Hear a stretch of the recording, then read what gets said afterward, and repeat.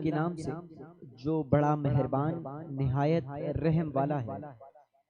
الف لام را، یہ بڑی دانائی کی کتاب کی آیتیں ہیں۔ کیا لوگوں کو تعجب ہوا کہ ہم نے انہی میں سے ایک مرد کو حکم بھیجا کہ لوگوں کو ڈر سنا دو اور ایمان لانے والوں کو خوشخبری دے دو کہ ان کے پروردگار کے ہاں ان کا سچا درجہ ہے۔ ایسے شخص کی نسبت کافر کہتے ہیں کہ یہ صریح جادوگر ہے۔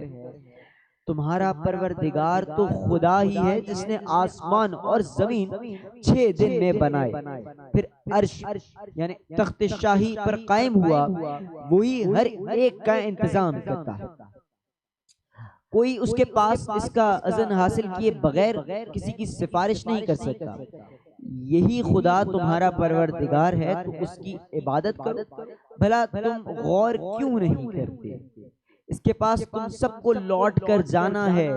خدا کا وعدہ سچا ہے، وہی خلقت کو پہلی بار پیدا کرتا ہے، پھر وہی اس کو دوبارہ پیدا کرے گا تاکہ ایمان والوں اور نیک کام کرنے والوں کو انصاف کے ساتھ بدلہ دے۔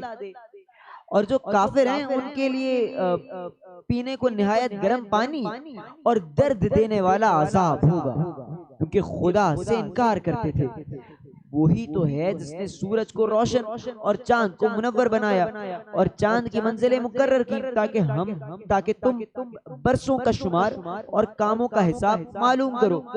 سب کچھ خدا نے تدبیر سے پیدا کیا ہے۔ سمجھنے والوں کے لیے وہ اپنی آیتیں کھول کھول کر بیان فرماتا ہے۔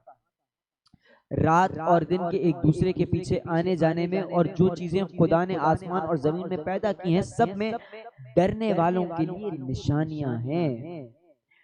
جن لوگوں کو ہم سے ملنے کی توقع نہیں اور دنیا کی زندگی سے خوش اور اس پر مطمئن ہو بیٹھے اور ہماری نشانیوں سے غافل ہو رہے ہیں، ان کا ٹھکانہ ان اعمال کے سبب جو وہ کرتے تھے دوزخ ہے۔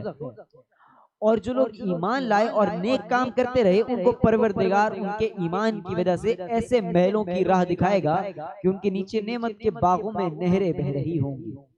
جب وہ ان میں سے ان نعمتوں کو دیکھیں گے تو بے ساختہ کہیں گے سبحان اللہ، اور آپس میں ان کی دعا السلام علیکم ہوگی، اور ان کا آخری قول یہ ہوگا کہ خدائے رب العالمین کی حمد اور اس کا شکر ہے۔ اور اگر خدا لوگوں کی برائی میں جلدی کرتا جس طرح وہ طلب خیر میں جلدی کرتے ہیں تو ان کی عمر کی میعاد پوری ہو چکی ہوتی۔ تو جن لوگوں کو ہم سے ملنے کی توقع نہیں انہیں ہم چھوڑے رکھتے ہیں کہ اپنی سرکشی میں بہکتے رہیں۔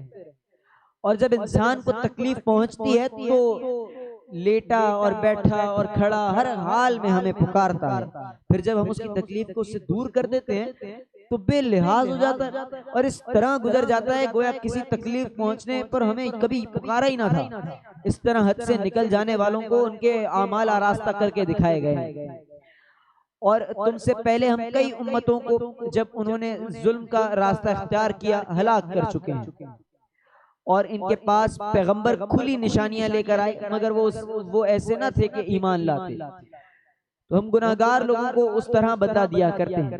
پھر ہم نے ان کے بعد تم لوگوں کو ملک میں خلیفہ بنایا تاکہ دیکھیں تم کیسے کام کرتے ہو۔ اور جب ان کو ہماری آیتیں پڑھ کر سنائی جاتی ہیں تو جن لوگوں کو ہم سے ملنے کی امید نہیں وہ کہتے ہیں کہ یا تو اس کے سوا کوئی اور قرآن بنا لاؤ یا اس کو بدل دو۔ کہہ دو کہ مجھ کو اختیار نہیں ہے کہ اسے اپنی طرف سے بدل دوں، میں تو اسی حکم کا تابع ہوں جو میری طرف آتا ہے۔ اگر میں اپنے پروردگار کی نافرمانی کروں تو مجھے بڑے سخت دن کے عذاب سے خوف آتا ہے۔ یہ بھی کہہ دو کہ اگر خدا چاہتا تو نہ تو میں ہی یہ کتاب تم کو پڑھ کر سناتا اور نہ وہی تمہیں اس سے واقف کرتا۔ میں اس سے پہلے تم میں ایک عمر رہا ہوں اور کبھی ایک کلمہ بھی اس طرح کا نہیں کہا، بھلا تم سمجھتے نہیں۔ تو اس سے بڑھ کر ظالم کون جو خدا پر جھوٹ افترا کرے اور اس کی آیتوں کو جھٹلائے، بے شک گنہگار فلاح نہیں پائیں گے۔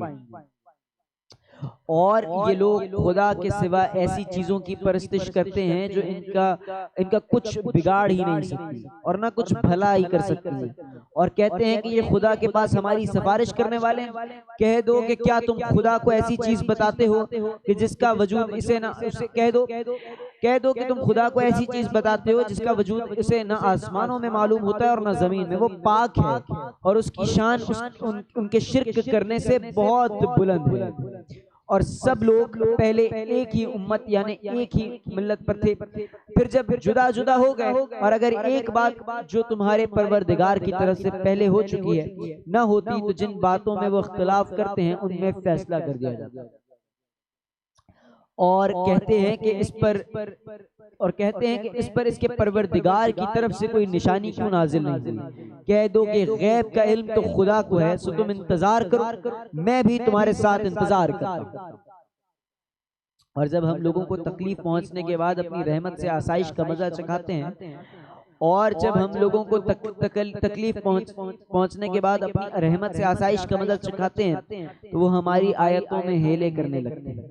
کہہ دو کہ خدا بہت جلد ہیلا کرنے والا ہے، اور جو ہیلے تم کرتے ہو ہمارے فرشتے ان کو لکھتے جاتے ہیں.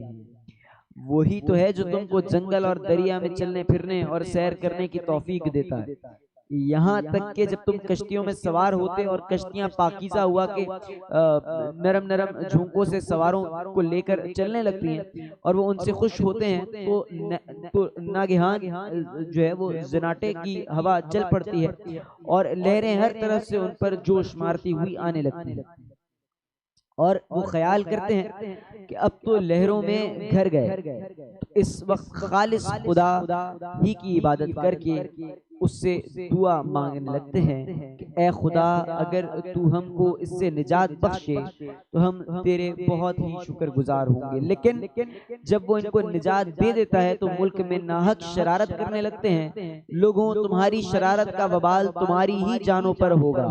دنیا کی زندگی کے فائدے اٹھا لو، پھر تم کو ہمارے پاس لوٹ کر آنا ہے.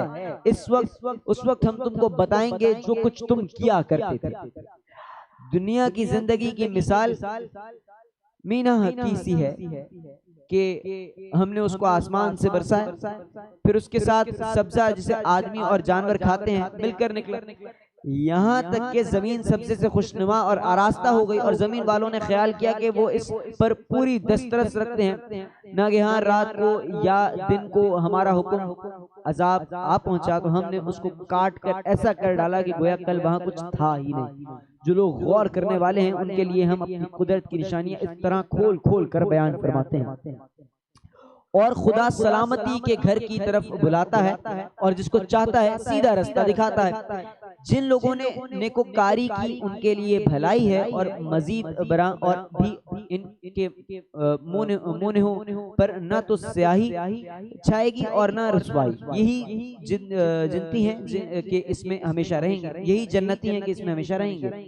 اور جنہوں نے برے کام کیے تو برائی کا بدلہ ویسا ہی ہوگا، اور ان کے منہوں پر ذلت چھا جائے گی، اور کوئی ان کو خدا سے بچانے والا نہ ہوگا. اور ان کے منہوں کی سیاہی کا یہ عالم ہوگا کہ ان پر گویا اندھیری رات کے ٹکڑے اڑا دیے گئے. یہی دوزخی ہیں کہ ہمیشہ اس میں رہیں گے. اور جس دن ہم ان سب کو جمع کریں گے پھر مشرکوں سے کہیں گے کہ تم اور تمہارے شریک اپنی اپنی جگہ ٹھہرے رہو، تو ہم ان پر تفرقہ ڈال دیں گے، اور ان کے شریک ان سے کہیں گے کہ تم ہم کو نہیں پوجا کرتے تھے.